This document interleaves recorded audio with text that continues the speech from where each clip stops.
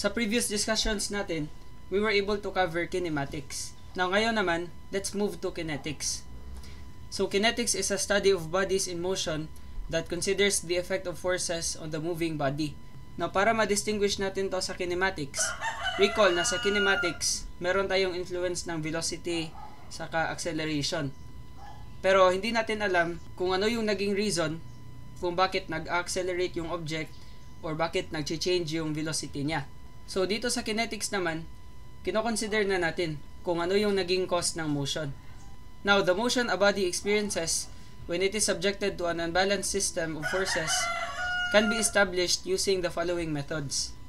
So sa first method, we have the force, mass, and acceleration method. Now, yung ibang tawag natin dyan is the REF method.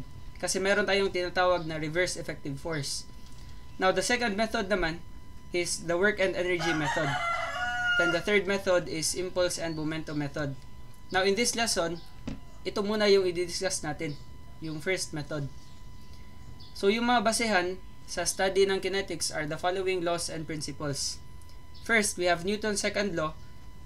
If an external force acts on a particle, the particle will be accelerated in the direction of the force, and the magnitude of the acceleration will be directly proportional to the force and inversely proportional naman to the mass of the body. So this is mathematically expressed as F is equal to M multiplied by A. Now we also have D'Alembert's principle. Medyo mahirap yung basahin, French kasi yan. So a body in motion daw is subjected to reverse effective force, where REF is equal to W over G multiplied by A. Or simply, REF is equal to mass multiplied by acceleration. So essentially, galing lang yan sa Newton's second law pa rin. So this is directed opposite to the acceleration and acting at the center of gravity of the body. This principle enables us to apply the static equations of equilibrium to a body in motion. Kasi meron din kasi tayong tinatawag na dynamic equilibrium. So a body in motion daw will continue in its state of uniform motion unless acted upon by an external force that will change its state of motion. So sa real life, wala talagang bodies na once nag-apply ka ng force, hindi siya hihinto. Hihinto yan kasi merong friction, merong air resistance, maraming factors. Pero sa ideal system, once you apply a force on an object and then it starts to move, hindi sana siya hihinto. But again, sa real life, maraming mga factors kung bakit hihinto yung motion. Now we have what we call kinetic or dynamic friction. It is the tangential force between two surfaces when motion occurs. And then it is smaller than static friction, which prevents motion. Meron pala yung S, prevents dapat yan. Now, meron tayong dalawang friction. Magkaiba yan sila. Merong static friction saka dynamic friction. Dynamic friction is lesser than static friction. Ano yung ibig sabihin yan? Yung ibig sabihin yan, let's say we have a body, ayan, and then this is initially at rest. So actually, once you apply a force, meron tayong frictional force dyan na mag-act, opposing the direction of motion.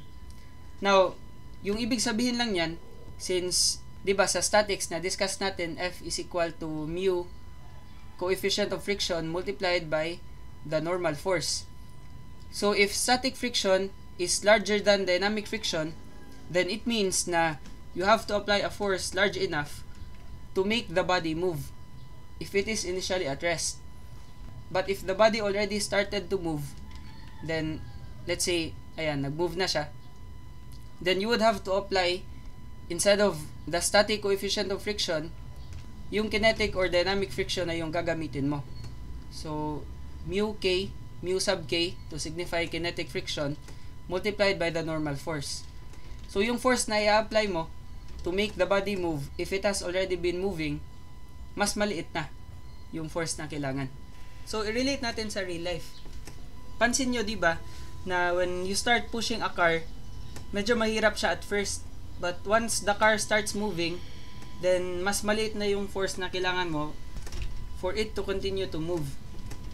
So meron ding play yung kinetic saka static friction dyan.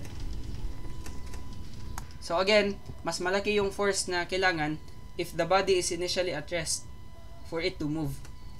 So dito pala, once the body is moving, meron tayong tinatawag na dynamic equilibrium.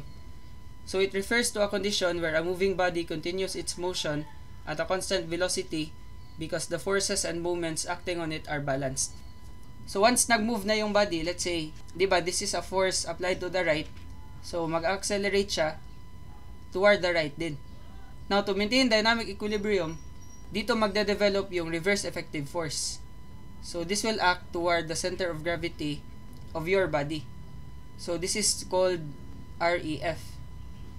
So again, REF is reverse effective force. Pero yung isang student ko, sabi niya, rest in peace daw. De, joke lang. Sige, so punta naman tayo sa application. For motion of bodies in a system, the direction of motion is determined by holding the bodies fixed in turn while determining the static tension in the connecting cord. The motion will take place in the direction of the external pull that produces the greatest static tension in the cord. Now, let's say we have this system. Now, sinadya ko yan na itong block na to is smaller than this one. So, what would happen sa system na to? If we will cut the cord, ayan, maglalabasan yung tensile forces. So, meron tayong force dyan. Label natin as T1. Tas ito naman, pag ikakat natin yan, lalabas yung internal force. This is T2. Now, by inspection, alam natin na this will produce larger tension since this body is heavier. So, ibig sabihin pala, the whole system will move this way. So, this will accelerate downward and then if this will move down, then this will move up. Ayan. So, ito essentially yung mangyayari. Again, first, you have to determine the static tension in the connecting cords. Then, kung saan yung mas malaki, andun yung direction ng motion. So, let's try the following example. Now, we have two bodies daw, A and B, which are supported by a system of light cords and pulleys. Now, the light cords and pulleys are frictionless and of negligible weight. So, hindi sila kasali sa analysis natin. And then, block A is 290 newtons and B naman is 880 newtons. By the way, ito pala yung block A. Ayan. Tas ito naman yung block B.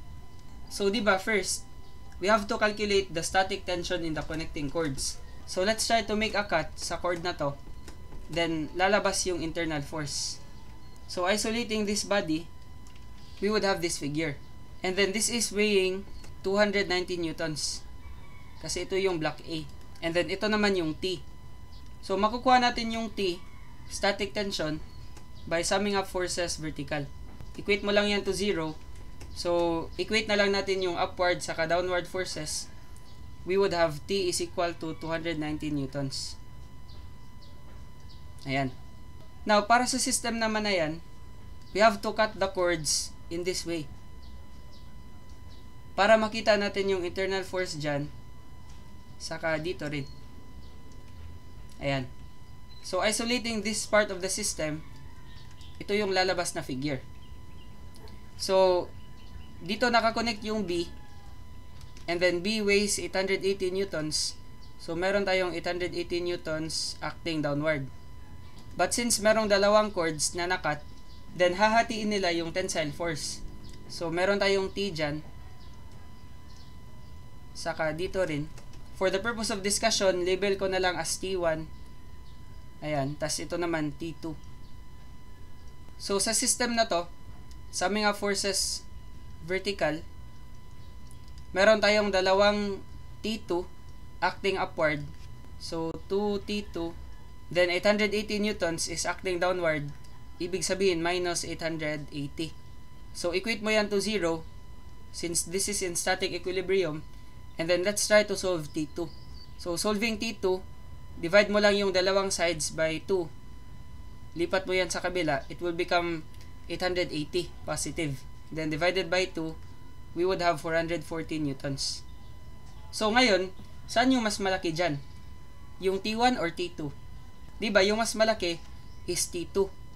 Therefore, the direction of motion is influenced by B.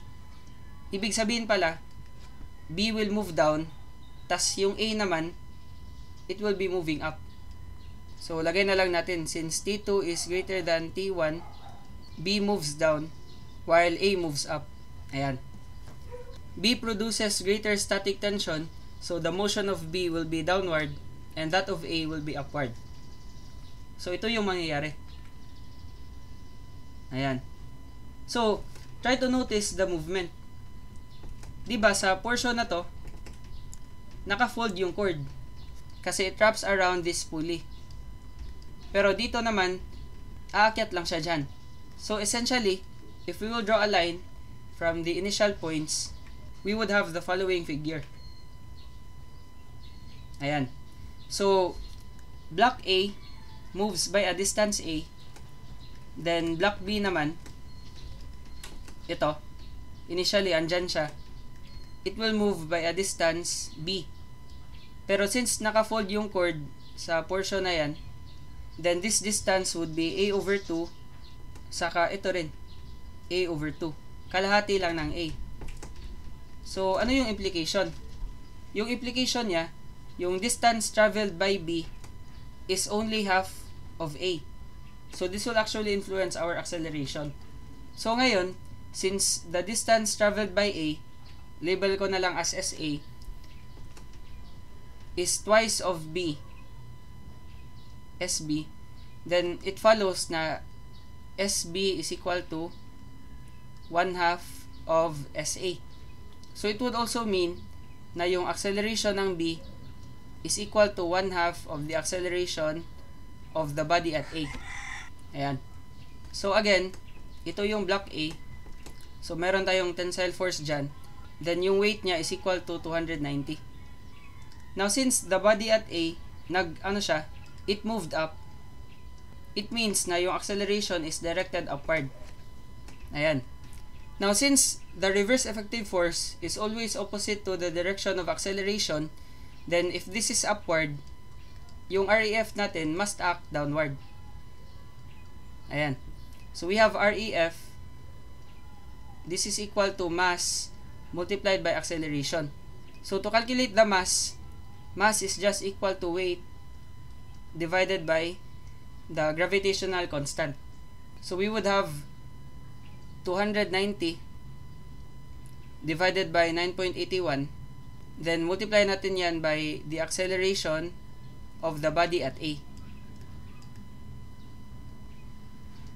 Ayan. So, sa portion na yan, we can sum up forces vertical by dynamic equilibrium. So, we would have here summation of forces vertical equal to 0. Meron tayong T acting upward. So, yung sign convention pala natin is upward is positive, downward naman is negative. So, upward yung T. Now, yung 290 is acting downward. So, minus 290. Then, REF naman is also acting downward. So, minus pa rin. Minus 290 over 9.81 multiplied by the acceleration of the body at A. So, ito yung first equation natin. Move ko na lang Ayan. So, ito yung first equation. Now, for the body at B naman, this one, yung movement niya is downward. Diba kasi nag-produce siya ng greater static tension. So, yung direction ng acceleration dyan is actually downward. Ayan. So, we would have here, meron tayong tensile force pa rin. Then, this is 880 kilonewtons. Pero take note na yung T dyan is shared by two chords. Diba? Kasi merong T dyan saka dito rin. So, this is 2T pala dapat. So, 2T, 880 kilonewtons. But again, this will accelerate downward. So, yung REF natin will oppose that motion. So, paganto siya. Ayan. So, REF is equal to MA. This is equal to 880 divided by 9.81 mass multiplied by the acceleration at B. So, we can now develop our second equation. Summation of forces vertical pa rin equal to 0. We would have 2T acting upward, then minus 880, this one. Tas yung REF natin, reverse effective force, is acting upward. So, plus 800 divided by 9.81 multiplied by AB. Then, equate natin yan to 0. So, we now have two equations, two unknowns. But try to notice na sa first equation, we have A sub A. But dito naman, meron tayong A sub B.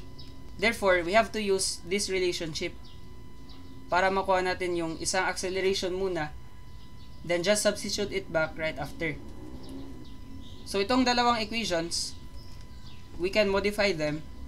Bale, yung first equation is equal to T minus 290 minus 290 over 9.81 multiplied by A sub A equal to 0. Then, our second equation is 2T minus 880 then plus 800 over 9.81 multiplied by A sub B, but A sub B is equal to 1/2 of A sub A by our relationship. Ayan. So, equate this to 0, then this would be our second equation. So, solving these two simultaneously, kunin natin yung T saka A sub A. You can just input in your calculators using two equations, two unknowns. Input na lang natin dito.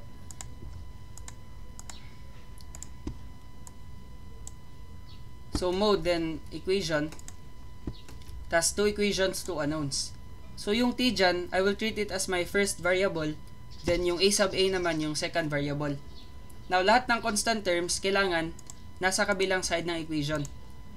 So, dapat nasa C. So, just move the constant terms. Itong negative 290, move mo yan sa kabilang side, magiging positive 290. Ito naman, minus 880, magiging positive 880. So, we have 1, coefficient ng T, then minus 290 divided by 9.81.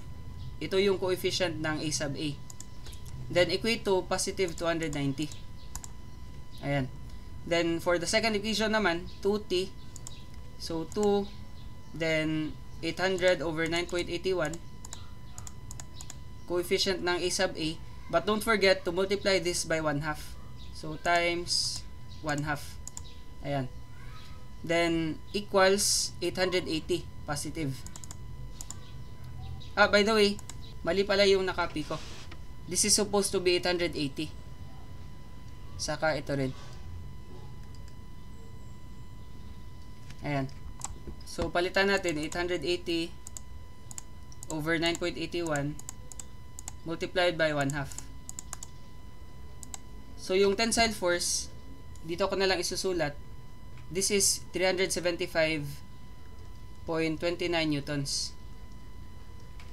Then, yung acceleration naman at A is equal to 2.885. Then, this is meter per second squared.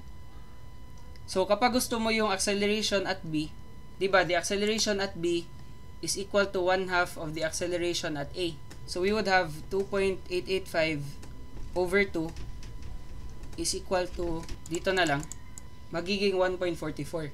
So, this is also meter per second squared. So, ito na yung mga sagot natin. Ayan.